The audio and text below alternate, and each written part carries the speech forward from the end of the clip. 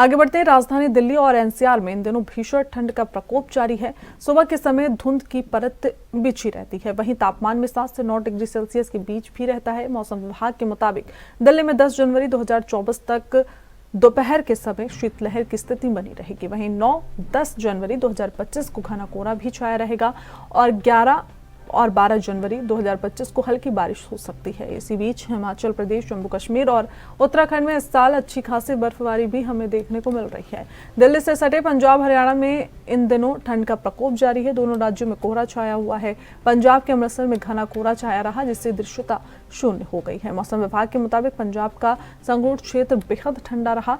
यहाँ न्यूनतम तापमान सामान्य से 6 डिग्री कम 3 डिग्री सेल्सियस तक दर्ज किया गया।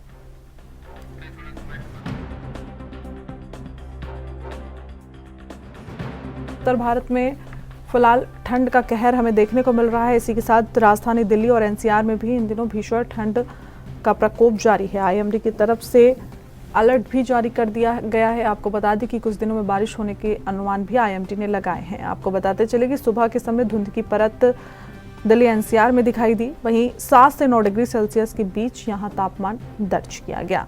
इसके अलावा मौसम विभाग के मुताबिक दिल्ली में 10 जनवरी 2024 तक दोपहर के समय शीतलहर की स्थिति बनी रहेगी। वहीं 9 से 10 जनवरी के बीच घना कोहरा भी छाया रहेगा। इसी के साथ आईएमडी ने बताया कि 11 और 12 जनवरी को हल्की बारिश भी हो सकती है। वहीं बाद हिमाचल प्रदेश, जम्मू कश्मीर और उत्तराखंड में भी इस साल अच्छी खासी बर्फबारी हमें देखने को मिली। तो इस बार जम्मू कश्मीर और उत्तराखंड साथ ही हिमाचल प्रदेश में काफ़ी अच्छी बर्फबारी भी हुई। इसी के साथ दिल्ली से सटे पंजाब, हरियाणा में भी इन दिनों ठंड का प्रकोप देखने को मिला। लगातार यूपी, दिल्ली, मुंबई और हरियाणा में भी ठंड का एहसास लोगों को हुआ। काफ़ी धुंध भी छाई रही। साथ ही अगले 2 दिनों में आईएमडी ने बारिश का अलर्ट भी जारी किया है। तो आपको बता दें कि पंजाब के अमृतसर में घना कोहरा छाया रहा आज, जिसे दृश्यता शून्य हो गई। और मौसम विभाग के मुताबिक पंजाब का संगरूर क्षेत्र बेहद ठंडा रहा। यहां भी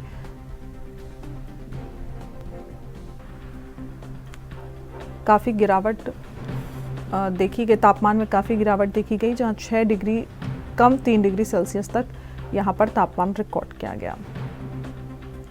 इसी के साथ विजिबिलिटी भी बेहद कम नजर आई। साथ ही पहाड़ों पर बर्फबारी की भी चेतावनी आईएमडी ने जारी की है। आपको बता दें कि शीतलहर, बर्फबारी, कई राज्यों में कोल्ड वेव का अलर्ट भी आईएमडी की तरफ से जारी कर दिया गया है। तो साथ ही राजधानी दिल्ली और एनसीआर में भी भीषण ठंड आज देखने को मिली। आने वाले समय में ठंड और बढ़ने का अनुमान आईएमडी ने लगाया है।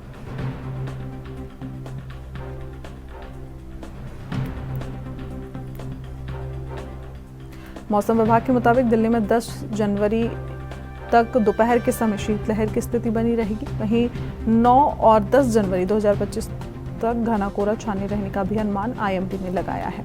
इसके अलावा 11 और 12 जनवरी को हल्की बारिश होने की भी संभावना आईएमडी ने जताई है।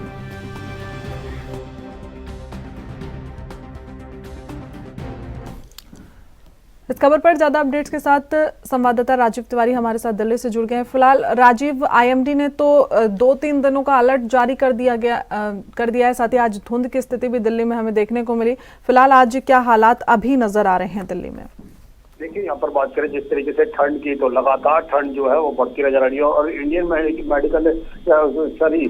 मौसम विभाग की तरफ से अब बिल्कुल येलो अलर्ट जो है वो जारी किया गया है। ये कहा गया है कि अगले 2-3 दिनों तक और ज्यादा मौसम जो है वो और ज्यादा ठंडा हो सकता है। क्योंकि यहाँ पर बात करें जिस तरीके से पहाड़ी एरियो के अंदर, तो लगातार जिस तरीके से ठंड जो है वो देखने को मिल रही है, हल्की बर्फबारी जो है वो भी देखने को मिल रही है, जिसकी वजह से दिल्ली एनसीआर की बात करें या फिर पूरे उत्तर भारत की बात करें, वहां पर ठंड जो है वो अपना कहर जो है वो बरसाती नजर आ रही है। क्योंकि यहाँ पर जिस तरीके से हालात बने हुए हैं, उससे ज्यादा कहीं ना कहीं और लोगों की साथ साथ कहीं ना कहीं सबसे ज्यादा असर जो है वो गरीब लोगों को, या फिर जो जिनके पास सर छुपाने की जगह नहीं है, उन लोगों को सबसे ज्यादा इसका सामना जो है वो करना पड़ रहा है। और जिस तरीके से मौसम विभाग की तरफ से भी जानकारी दी गई है कि 11 जनवरी और 12 जनवरी को और ज्यादा ठंड जो है वो बढ़ेगी, तो जिसकी वजह से और ज्यादा परेशानियां जो है वो देखने को मिल सकती है। और इसका सीधा सीधा असर जो है यातायात पर भी पड़ता हुआ नजर आ रहा है। जी बिल्कुल राजीव, देखिए आपने बताया कि ठंड का स्तर सबसे ज्यादा जो निचले स्तर में लोग हैं, गरीब हैं, जो सड़कों पर रहते हैं, घर नहीं है, मकान नहीं है, झुग्गियों में रहते हैं, उन पर ज्यादा ठंड का असर है। तो उनके लिए फिलहाल प्रशासन की तरफ से क्या व्यवस्था की गई है?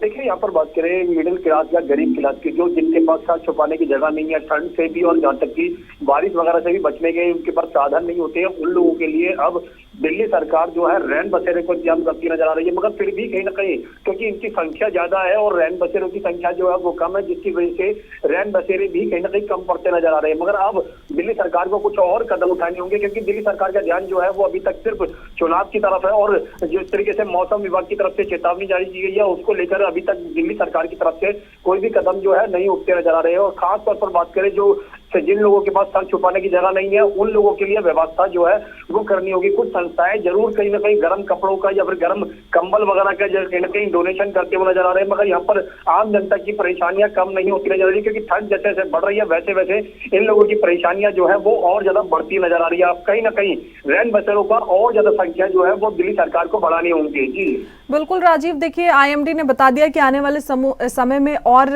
ज्यादा ठंड हमें देखने को दिल्ली में मिलेगी।